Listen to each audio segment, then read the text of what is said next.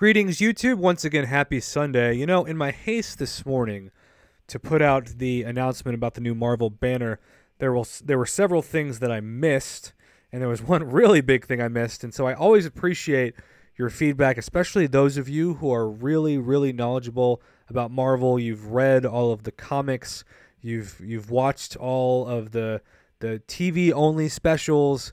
You are the people that make this community that much more awesome. And some of you have found me on the Line app. You searched Prof Hoff, you found me, you found my icon, and you sent me some messages. And one of you in particular decided to send me a message that I wanted to convey to the community in this video, because in my haste to talk about Mr. Captain America, or as I now refer to him, Old Balls Captain America, because he looks so old, and apparently dyed his hair in the cave as well.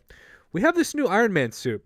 Now, because I am not as familiar with all of the different Iron Man suits in the game, I wasn't really sure exactly which one that was, but I was messaged that this specifically had a theory about being Iron Man suit model 37, or what's called the Bleeding Edge Iron Man.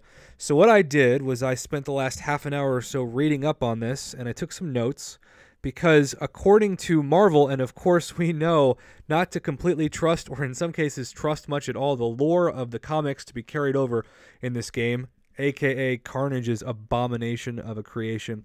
But regardless, if this is really Iron Man suit model 37, it says, according to the official Marvel lore, that it has armor that self-repairs and is quote-unquote almost invulnerable, capable of drastically transforming and healing itself with nano machine technology.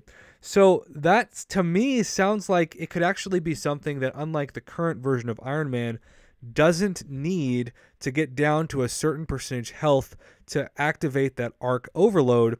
But maybe this could be actually a better, more stronger version of Old Balls Logan that just healed on its own, like maybe even up to 100 health per second because of that technology. Now, of course, I want to say this is all speculation, and I'm also giving Kabam a lot of credit, which is a dangerous thing to do from my experience, with the fact that they would do this character justice.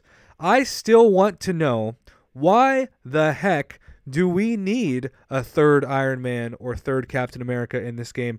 Wouldn't it be better to just buff the current versions of those champions instead of giving us what's very mediocre when it comes to especially Iron Man? I mean, the game was so lazy. They used the exact same animation for both Superior Iron Man and what we should call Inferior Iron Man. And so it's just, it's really a disgrace. Iron Man should be one of the strongest characters in the game. He should be somebody that, I mean, he made Stark Enhanced Spidey, right? He made the suit. So shouldn't he at least be as good as the kid that he made the suit for? It's like, hey, kid, I'm just going to give you all my talent and tools and then basically be retired and ineffective. So this is the theory. Iron Man suit model 37, Bleeding Edge Iron Man.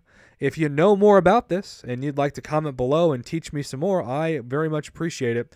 But again, according to the research that I did, it is a self-repairing, almost invulnerable technology that on paper should constantly heal, and maybe if it's invulnerable, finally be immune to things like bleed and poison, because it's an Iron Man suit. It's going to be able to resist all of those things. It'd be really neat if he was triple immune, but then again, this doesn't take away from the atrocity that is the other two Iron Men and how we still have those in the game.